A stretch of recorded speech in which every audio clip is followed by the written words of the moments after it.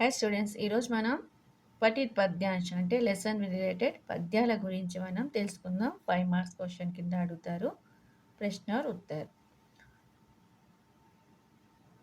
పఠిత్ పద్యాంశ్ నిర్దేశ్ అనుసార్ ప్రశ్నों के उत्तर लिखिए. ఇచ్చిన సూచన విధంగా ప్రశ్నలకు సంబంధించిన ఆన్సర్స్ ఇవ్వండి అని అడుగుతున్నారు. नीचे दिए गए पद्यांश को पढ़कर प्रश्नों के उत्तर ए वाक्य में लिखिए. కింద ఇవ్వబడిన పద్యాంశాన్ని చదివి ప్రశ్నకు ఒక ఆన్సర్ ఇలా ఒక వాక్యంలో రాయండి అని అడుగుతున్నారు. ఓకే, పోయం చూద్దాం మనం. जिसने श्रम जल दिया उसे पीछे मत रह जाने दो, विजित प्रकृति से पहले सुख पाने दो, जो कुछ न्यस्त प्रकृति में है वो मनुष्य मात्र का धन है, धर्मराज उसके कन कन का अधिकारी जन जन है. ఓకే, ఇది 4th లెసన్ అన్నట్టు. ఓకే, చూడండి క్వశ్చన్ మేము అడిగాడో చూద్దాం మనం. ఫస్ట్ క్వశ్చన్, श्रम जल देने वाले को कहाँ रखना चाहिए. శ్రమ్ జల్ అంటే చెమట ఒడ్చవని కహా రఖనా చాయి ఎక్కడ ఉంచాలి అని అడుగుతున్నారు. శ్రమ్ జల్ దేనే వాలే విజిత్ ప్రకృతి సే పహలే రఖనా చాయి ఎక్కడ పెట్టాలి మనం? విజిత్ ప్రకృతి సే పహలే రఖనా చాయి అంటే వాళ్ళకి అందరికంటే ముందు వాళ్ళని సుఖాన్ని వాళ్ళని ఇవ్వండి అని మనం పోయంలో చదువుకున్నాం కదా. ఆన్సర్ ఏముంది? श्रम जल देने वाले विजित प्रकृति से पहले रखना चाहिए. सेकंड क्वेश्चन, कवि ने प्रकृति को क्या कहा है.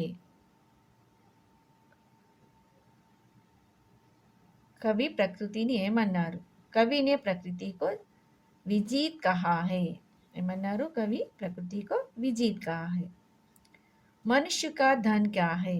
मनुष्य का धन क्या है? मनुष्य का धనం ఏంటి? మనుష్య కా జో కుచ్ న్యస్ ప్రకృతి మే వహ్ మనుష్య కా ధన్ హై. ప్రకృతిలో ఏదేది ఉందో అది మొత్తము మనుషుల యొక్క ధనం అని ఇక్కడ చెప్పబడింది. ఫోర్త్ క్వశ్చన్, కన్ కన్ కా అధికారి కౌన్ హై. కన్ కన్ కా అధికారి జన్ జన్ హై. కౌన్ హై? కన్ కన్ కా అధికారి జన్ జన్ హై. ఉపరిక్త పద్యాంశ్ కే కవి కౌన్ హై. పైన ఇవ్వబడిన పద్యానికి అంటే పాఠానికి కవితకు కవి ఎవరని అడుగుతున్నారు. ఆన్సర్ ఎవరు? డాక్టర్ రామ్ధారి సింగ్ దినకర్. ఇది మన 4th లెసన్ అయిన కన్క అధికారి లెసన్ నుండి పద్య భాగాన్ని అడిగారు అన్నట్టు.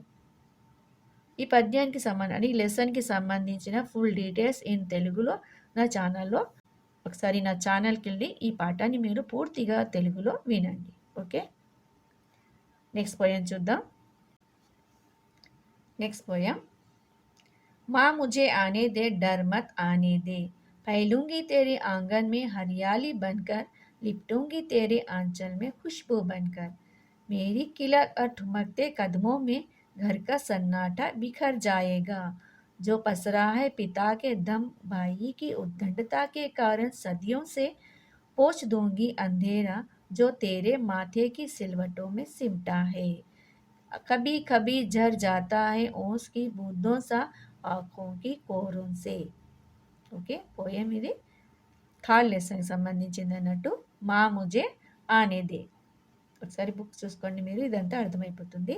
దీనికి సంబంధించిన డీటెయిల్స్ కూడా నా ఛానల్లో ఉంది తెలుగులో. ఓకే, క్వశ్చన్ ఏమి ఇచ్చారు చూడండి. అజన్మి లడ్కి ఆంగన్ మే క్యా కరేగి. అజన్మి అంటే గర్భస్థ శిశువు వచ్చి ఆంగన్ మే క్యా కర్నా చాతీ హై వాకిట్లో వచ్చి ఏం ఇవ్వదలుచుకుంటుంది అని ఇక్కడ అడగబడుతుంది. క్యా కహతీ హై లడ్కి? అజన్మి లడ్కి ఆంగన్ మే హరియాలి బన్కర్ ఫైల్నా చాతీ హై. హరియాలి అంటే పచ్చదనము, ఆంగన్ అంటే వాకిట్లో అని ఇలా నేను మొత్తం పెరట్లో ఇలా పేరుస్తాను అంటే సంతోషాన్ని ఇస్తాను అని తన తల్లితో అంటుంది. హరియాలి బన్కర్ ఫైల్నా చాతీ హై అంటే వ్యాపిస్తాను. హరియాలి బన్కర్ పచ్చదనం అంటే చూడడానికి చాలా ఆనందాన్ని కల్పిస్తాను కదా, అలాంటి ఆనందాన్ని నేను ఇస్తాను అని ఆ గర్భస్థ శిశువు ఆడ శిశువు తన తల్లితో అంటుంది. సెకండ్ క్వశ్చన్, కిస్సే ఘర్ కా సన్నాటా బిఖర్ జాయేగా. బిఖర్ జానా అంటే వెదజల్లుట, టు బి డిస్పర్స్డ్ అన్నట్టు, బిఖర్నా అన్నట్టు. దీనికి ఆన్సర్ ఏమండి? పితాకే ద్వేష్ और भाई की उद्दंडता से घर का सन्नाटा बिखर जाएगा. పితాక ద్వేష్ తండ్రి యొక్క ద్వేషము, భాయికి ఉద్దండత అంటే పొగడుతున్న ఆరోగెన్స్ అన్నట్టు దీనివల్ల అంటే ఏమంటుంది, అర్జన్మి లడికి అంటే తండ్రి గర్వము ఇంకా సోదరుడి యొక్క పొగరుబోధ రెండింటిని చెరిపి వేస్తాను అని అంటుంది. ఓకే, సన్నాట నిశ్శబ్దాన్ని వీటన్నిటి నేను దూరం చేస్తాను అని అంటుంది. పద్యాంశే బాయికి క్యా విశేషత బతాయి గయి హై. ఈ పద్యాంశంలో బాయికి అంటే సోదరుని యొక్క విశేషత తన గురించి ఏం వివరించబడింది అని అడుగుతున్నారు. ఏముంది, పద్యాంశే బాయి ఉద్దండతాకి విశేషత బతాయి గయి. సోదరుడు ఎలా ఉండేవాడు పద్యంలో, ఉద్దండత అంటే పొగరుబోతుతనంగా యారోగెన్స్గా ఉంటాడు అని ఇక్కడ ఆన్సర్ ఇవ్వాలి మనం. ఆన్సర్ అంధేరా కహా హై, చీకటి ఎక్కడ ఉన్నది అంటే అంధేరా మాకే జీవన్ మే ఔర్ మాకే ఘర్ మే. ఓకే, తల్లి యొక్క జీవనంలో మరి తన ఇంట్లో అన్నట్టు చీకటి ఉన్నది అని అర్థం. ఇస్ పద్యాంశ్ కే రచనాకార్ కా నామ్ లిఖియే. ఈ పద్యాంశం యొక్క రచనాకార్ అంటే రచించిన కవి గురించి రాయండి అని అంటున్నారు. ఇస్ పద్యాంశ్ కే రచనాకార్ కా నామ్ మృదుల్ జోషి హై. రచయిత ఎవరు, మృదుల్ జోషి. ఇది ఆన్సర్ ఫిఫ్త్ దానికి.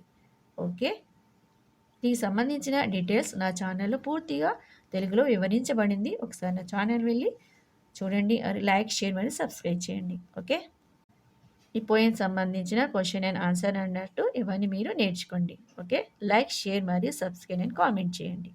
ఓకే, నెక్స్ట్ వీడియోలో కూడా మనం పద్యాంశ గురించి దానికి సంబంధించిన క్వశ్చన్ ఆన్సర్ గురించి తెలుసుకుందాం. ఓకే.